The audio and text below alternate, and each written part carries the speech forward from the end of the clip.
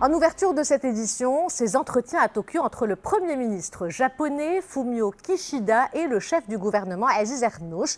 Les échanges ont porté sur plusieurs questions, notamment l'intérêt qu'accorde le Japon au développement de la coopération et des échanges avec le Maroc, le rôle important de Sa Majesté le roi Mohammed VI dans la préservation de la paix et de la sécurité dans le monde. Et concernant l'intégrité territoriale du Maroc, le Premier ministre japonais a réitéré la position de Tokyo de non-reconnaissance de l'entité séparatiste. Les développements avec Adil Lutété. L'entretien entre les deux chefs de gouvernement s'est déroulé au Palais des Hôtes d'Akasaka. Il s'est articulé autour de deux axes principaux.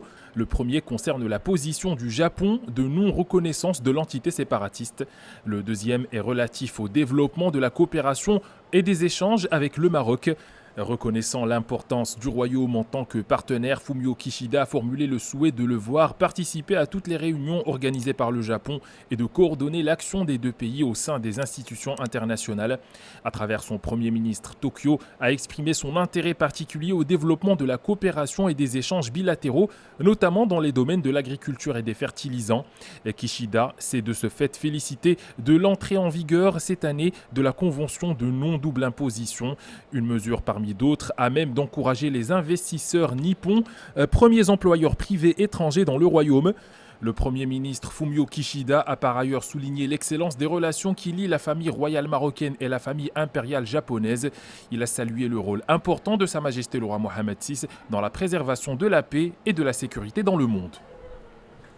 Aziz Ernouch qui s'est également entretenu au téléphone avec la présidente de la Commission européenne, Ursula von der Leyen, l'occasion de souligner la solidité du partenariat stratégique entre le Maroc et l'Union européenne.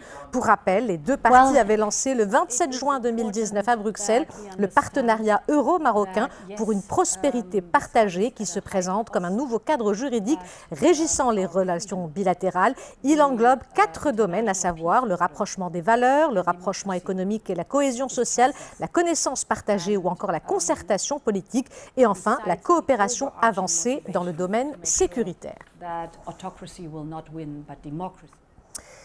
C'est une nouvelle escalade dans la guerre en Ukraine. Les explosions qui ont touché les deux gazoducs Nord Stream 1 et 2 sont qualifiées de sabotage par plusieurs dirigeants européens.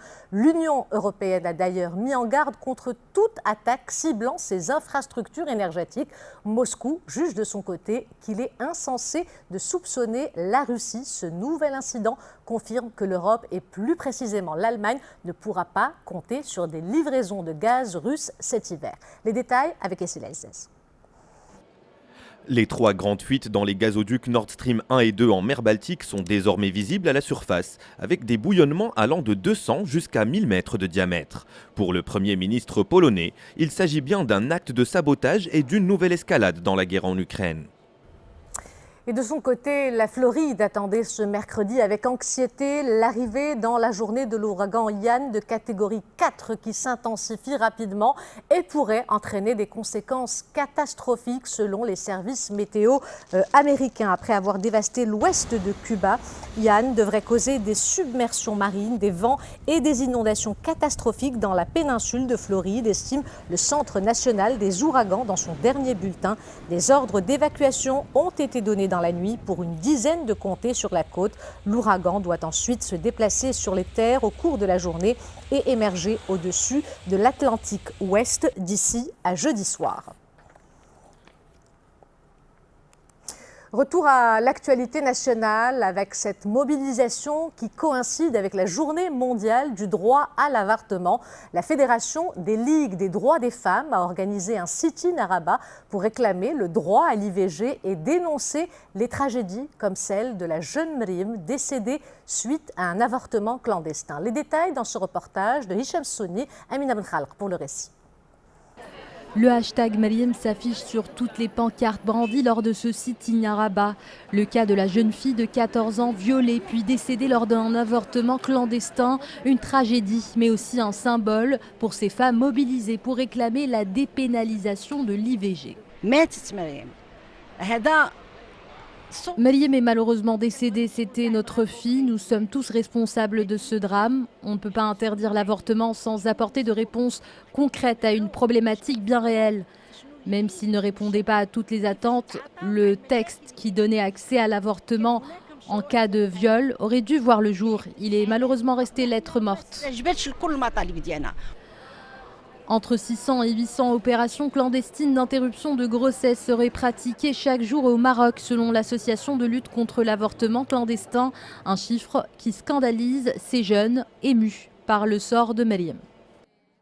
Mariam, c'est le cas de plein d'autres femmes, c'est le cas de plein d'autres victimes. Et c'est très important d'en parler et c'est pour ça qu'on est là aujourd'hui, pour le faire à haute voix. Aujourd'hui, on est réunis tous ensemble ici pour une affaire qui concerne toutes les femmes et aussi les hommes, qui nous concerne tous par rapport à la mort d'une jeune fille. Au Maroc, une femme qui avorte risque 6 mois à 2 ans de prison. Pour celui qui pratique l'opération, une peine d'1 année à 5 est prévue par le code pénal.